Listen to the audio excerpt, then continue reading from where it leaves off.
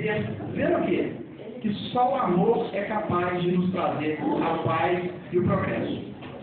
O Emmanuel, nesse livro Caminho, Verdade e Vida, ele comenta para nós essa passagem do cego de Jericó. Ele comenta essa parte. O que queres que te faça? Ele respondeu, Senhor, que eu veja. O que Emmanuel lê para nós? Na visão do Emmanuel, essa frase, como que ele interpreta para a gente? Ele fala o seguinte: o cego de Jericó é das grandes figuras dos ensinamentos evangélicos. Informa-nos a narrativa de Lucas que o infeliz andava pelo caminho mendigando, sentindo a aproximação do mestre, põe-se a gritar implorando misericórdia. Irritam-se os populares em face de tão insistentes rogativas. Tentam impedi-lo, recomendando encarar as solicitações. Jesus, contudo, ouve a súplica, aproxima-se dele e interroga com amor: que queres que te faça?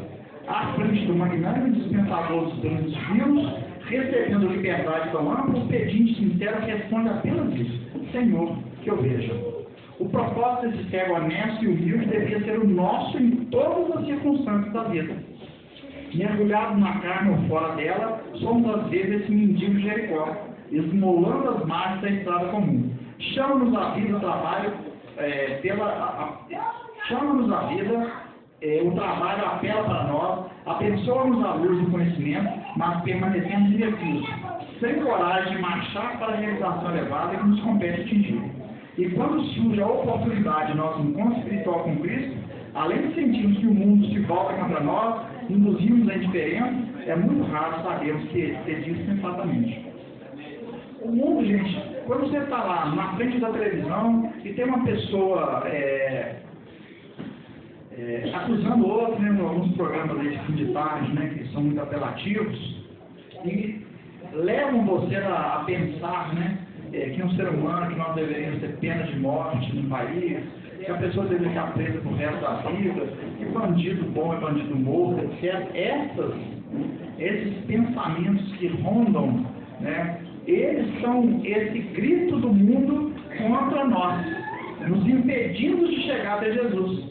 Se nós não tivermos com os olhos abertos, se nós não estivermos enxergando da forma como Jesus nos mostra, nos ensina, nós somos cegos, acompanhando esse tipo de pensamento. Porque, primeiramente, lembrando que todos somos filhos de Deus. Deus é Pai de todos nós.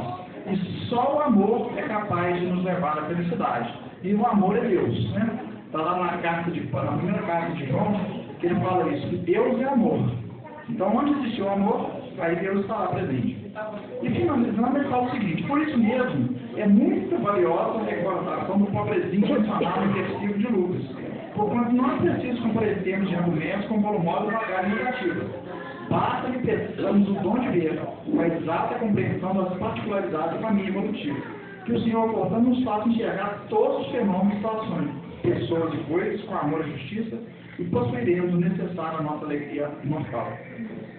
Outro detalhe interessante na narrativa, que diz que o cego, quando ele é chamado,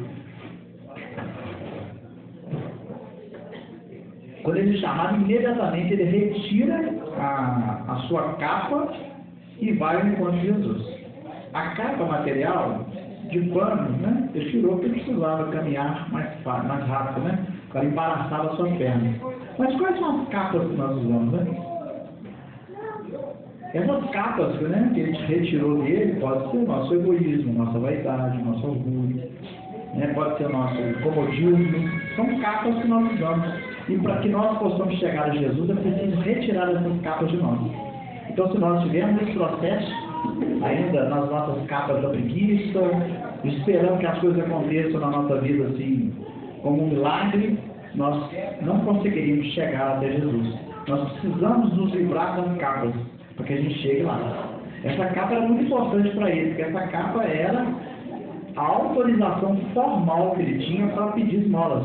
Ele retira essa capa, nem se preocupa mais com ela, para que ele possa chegar rápido até Jesus. E ali ele encontrar a cura.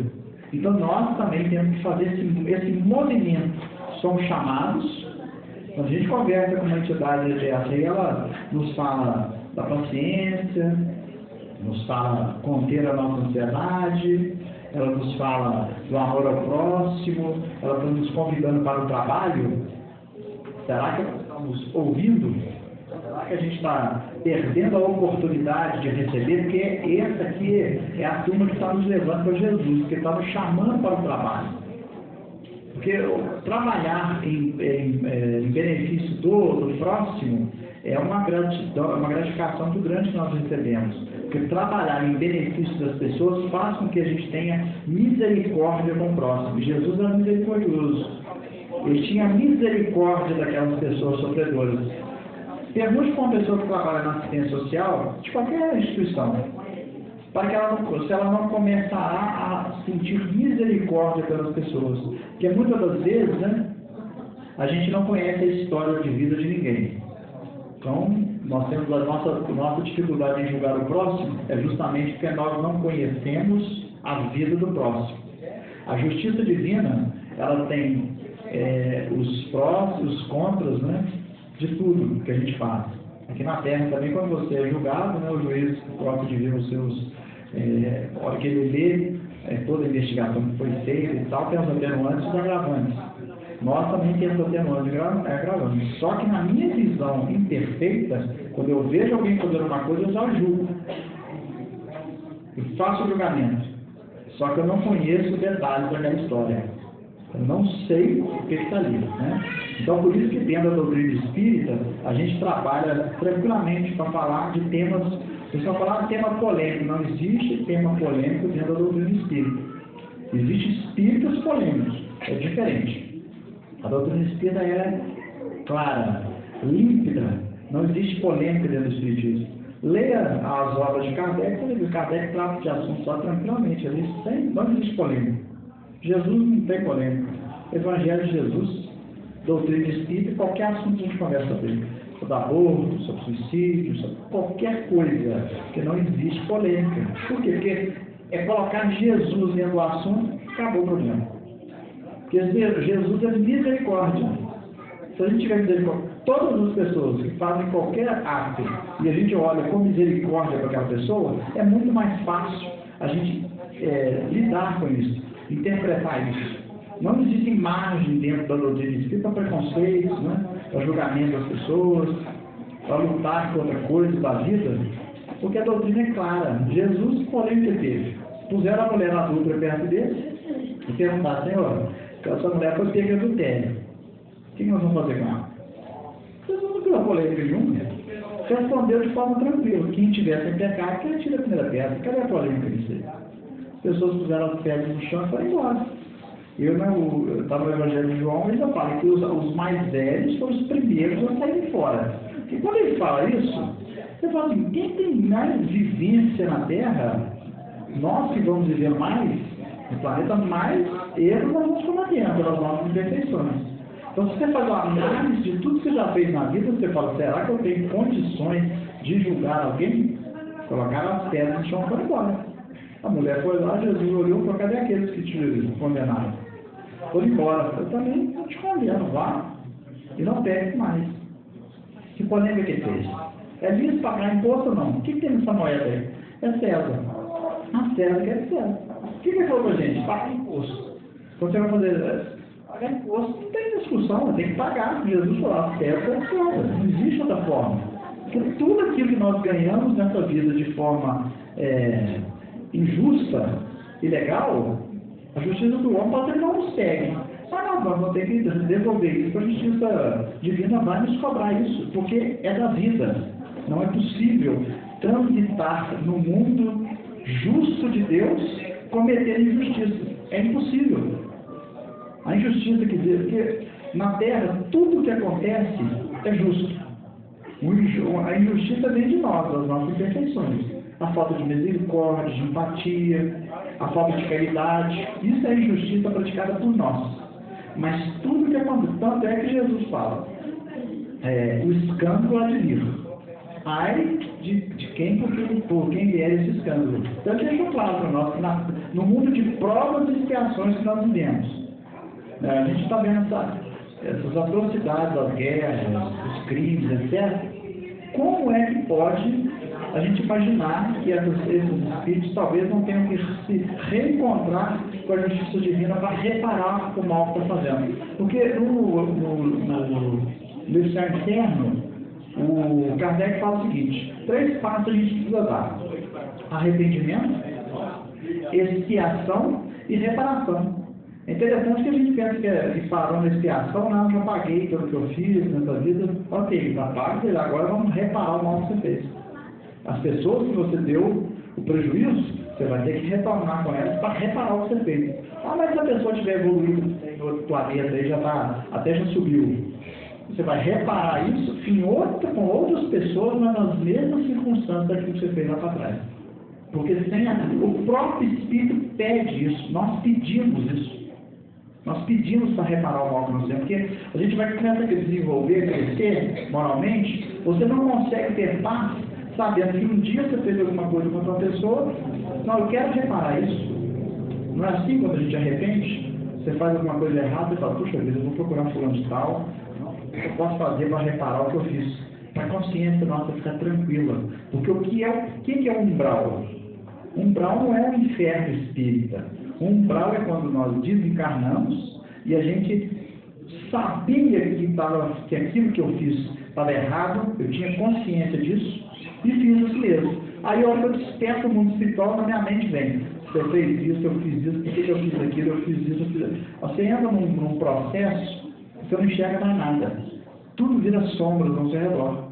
É só ler o livro lá, O Nosso Lar, e o André Luiz relata isso. Ele ficou mais ou menos, tipo, uns 8 anos no umbral, e ele não conseguia perceber ao lado dele espíritos de luz que não há. A mãe dele, Clarence, o dia que ele levantou, isso é a cegueira dele lá. Ele não via esses espíritos, porque ele estava sintonizado com outras coisas, sentimento de culpa, remorso, revolta.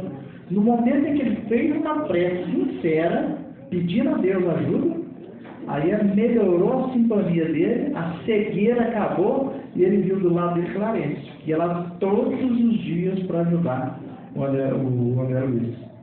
Então, esse umbral, né? A gente ficou lá com medo do umbral, nossa, é uma questão de consciência. O umbral não é porque Deus não pune ninguém dessa maneira. Deus, ele nos educa. A forma de nos educar é a melhor que eu tenho. Se eu estou passando por alguma dificuldade, é porque foi dito que aquilo ali seria a melhor maneira. No início do estudo aqui foi falar do anjo da guarda.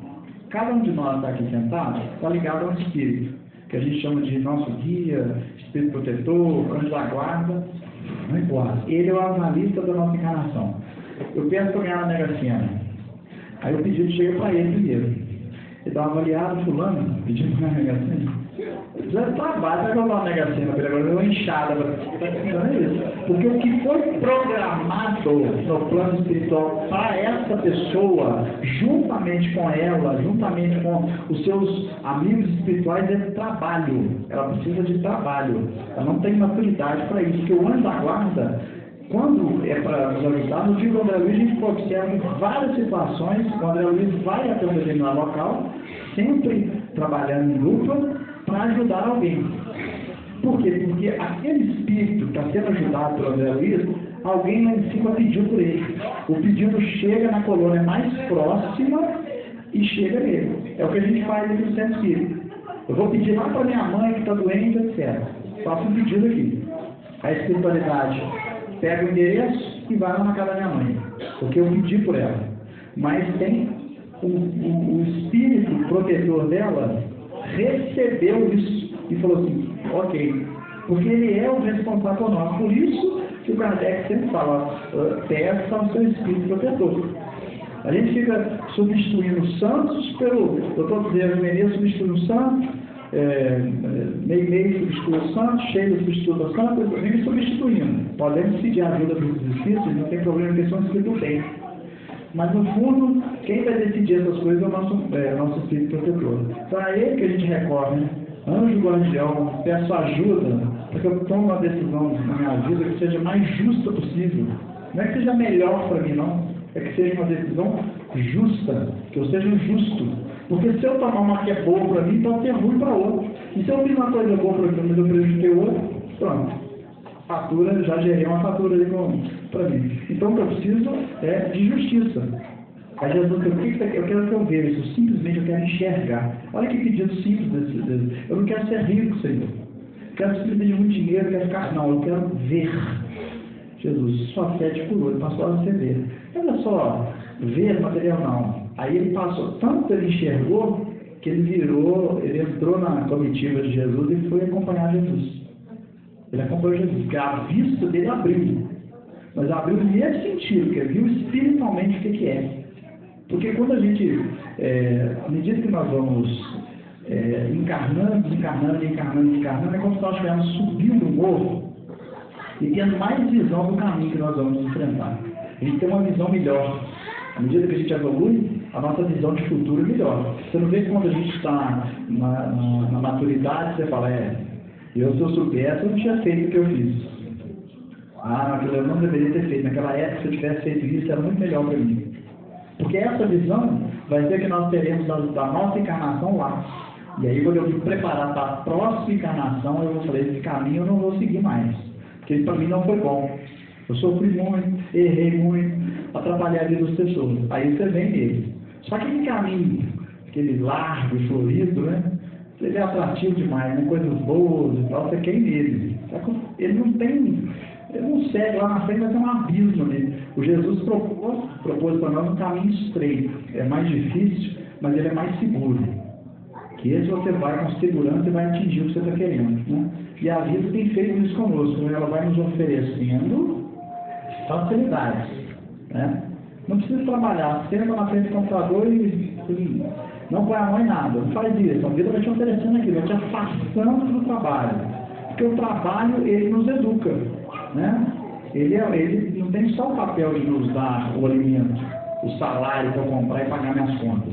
Ele é um processo educativo. Porque lá eu vou me submeter a regras, eu vou me submeter a uma hierarquia, lá eu vou ter que produzir, eu vou ter que estudar. Ele abre a minha mente. Então o trabalho é super importante no nosso desenvolvimento. Então fugir do trabalho é retardar o nosso desenvolvimento. É uma cegueira que a gente tem vivido. Né? A gente às vezes ouve que a pessoa é um influenciador. Eu fico até com pena desse povo desse espírito. Ele é um influenciador. Que tipo de influência que ele está passando, né? Qual é a influência dele? Você imagina, quanto mais pessoas ele influencia, quanto mais pessoas ele leva a pessoa para os erros, mais ele se compromete moralmente com aquilo. Então olha que ponto que essa pessoa vai chegando. Ele vai influenciando. No momento, a vida vai falar, você é muito bom, é cada vez mais rico. Mas as consequências dessa sua influência podem lhe causar grandes dificuldades. Então, ser uma influência para alguém é algo muito sério. Por isso que ser pai ou ser mãe, ou uma pessoa que cuida de uma criança, é algo extremamente sério. Porque a gente influencia uma criança. Os psicólogos sabem disso, né? Os traumas que ficam lá na vida adulta, quando começa a desenrolar o novelo, você vai chegar lá, 3 anos de idade, 2 anos de idade, 4 anos de idade, 5 anos, passou um trauma que ficou para a vida inteira dando fruto naquela pessoa. Né? Então o pai e a mãe, ele é um influenciador, ele influencia o filho para as coisas. E lá na frente, no Evangelho do Espiritismo, o Kardec deixa muito claro para nós, né, que no plano espiritual, uma das formas de sofrimento dos pais é perceber que o filho que ele deixou aqui na Terra foi uma pessoa egoísta, porque ele concorreu para isso, uma pessoa gananciosa, uma pessoa desonesta, porque ele ensinou o filho a fazer isso. E ele sofre no plano espiritual porque ele viu o filho agir dessa maneira.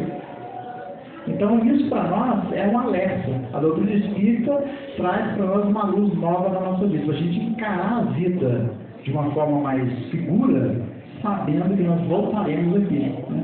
Cada um de nós planta e nós vamos colher. Isso aí não tem como a gente escapar disso. Isso não é para levantar ninguém, gente. Isso é uma reflexão que a gente precisa fazer para que a nossa vida possa ser uma vida mais bem aproveitada, né? Que a nossa encarnação aqui na Terra seja uma encarnação que seja aproveitada. Então, aproveitar a nossa encarnação na Terra é praticar o amor. Não importa o que você faça, nós vamos falar aqui de profissão. Onde quer que nós estejamos, que tudo que a gente faça com amor. Acabou, era isso que Jesus veio trazer para nós. Porque essa é a forma que a gente tem de encontrar essa felicidade que a gente tanto almeja. Né? No livro Memórias de um Suicida, tem um dos espíritos do livro, um dos personagens do livro, que ele matou a esposa, enforcou a esposa e ela morreu. E ele se arrependeu daquilo e suicidou. Quando ele estava no plano espiritual, ele foi resgatado lá no Vale dos Suicidas, ele ficou na mente dele pensando que se eu não tivesse braços, eu não teria matado a minha mulher e não estaria sofrendo aqui. Ele colocou isso tão forte na mente dele que ele começou a se preparar para a encarnação e ele iria nascer sem os braços. Ele mesmo plasmou a ideia de que ele deveria nascer sem os braços. Então, o dia que ele nascer aqui na Terra, alguém fala, puxa, como é que Deus deixou uma criança nascer sem os braços? O Espírito pediu para vir sem os braços. Porque ele falou, sem os braços eu nunca mais vou matar uma pessoa. Porque não tem como enforcar ninguém sem os braços. Ele pediu isso. Então, a cegueira, a pessoa às vezes fala, eu preciso ir nessa encarnação e não enxergar, porque meus olhos foram maus. Eu usei de forma inadequada. Por isso é que a gente tem que entender que tudo é justiça divina. Tudo é justiça de Deus. Não existe punição. Né? Existe educação. E lembremos de que nós pedimos para passar por essas provas. Porque lá no plano espiritual, fora da carne, a gente não tem influência da carne nas nossas decisões, nós pensamos no futuro. Quando a gente entra na carne, aí você fala, poxa, eu quero uma casa confortável, eu quero um carro muito bom, eu quero viajar de férias para fora, eu quero isso, eu quero aquilo, eu quero aquilo outro. Que lá no plano espiritual, na análise que você fez da sua vida, talvez essas coisas não deveriam ser boas para você, que você pediu para não vir assim. Eu prefiro vir uma vida mais simples do que perder essa encarnação. Então, nosso companheiro Bartimeu, né, pediu a Jesus que ele visse, ele queria enxergar, que a gente também peça a Jesus, né, quando a gente estiver ali passando pelos nossos irmãos desencarnados, na nossa prece, que a gente fala, Jesus, que eu veja, que eu enxergue o mundo com os olhos cristãos, né, que eu veja no outro meu irmão, que eu veja na outra pessoa alguém que é filho de Deus igual eu, que eu veja na imperfeição do outro, às vezes um momento transitório daquela pessoa, que ela vai evoluir. O pior, imagina um criminoso mais cruel um dia pôs os pés aqui na terra. Ele será um espírito perfeito. Esse espírito um dia vai construir mundos como Jesus construiu nós. Porque todos os filhos de Deus estão determinados a serem espíritos perfeitos. Para isso, é necessário passar pelas provas das encarnações, para que a gente alcance isso, para que a gente chegue lá e fale, eu estou aqui por merecimento. Porque eu fiz por merecer ao longo desse tempo todo. Jesus foi um espírito simples e ignorante, que um dia chegou nessa condição de perfeito. Né? E nós também chegaremos. Para que Jesus possa fazer a gente ver as pessoas como os nossos irmãos. Que acho que é o que a gente, todo o mundo está precisando, esse mundo violento que nós estamos vivendo, a gente enxergar tudo isso como irmãos. E o erro como equívoco passageiro daquela alma, que ela vai chegar lá, vai voltar, vai reparar o que ela fez, e nós vamos caminhar para frente. A lei que rege é lei de progresso. O mundo está muito difícil. A lei que rege é o progresso. Tem uma história interessante, só para encerrar aqui, de uma criança. Estava vendo a mãe fazer um bordado, ela muito pequenininha, a mãe na cadeira, por baixo ela olhava o pano do bordado, só via linha, aquela confusão de linha aqui de baixo. Nossa, que coisa mais feia, né? Quando a mãe terminou, que ela virou para ela foi encantada com a paisagem que a mãe tinha bordado. Uma coisa maravilhosa que a mãe fez. E assim é Deus bordando. Para nós, confusão. Linha para cá, linha torta, eu não consigo entender. Mas quando a obra estiver pronta, nós vamos entender o sentido de tudo. Tá joia? Gente, eu agradeço mais uma vez aí pela atenção de vocês, pelas boas vibrações, pelos membros da casa aqui no auxiliar, e mais uma vez pelo convite. Tá? Te agradeço.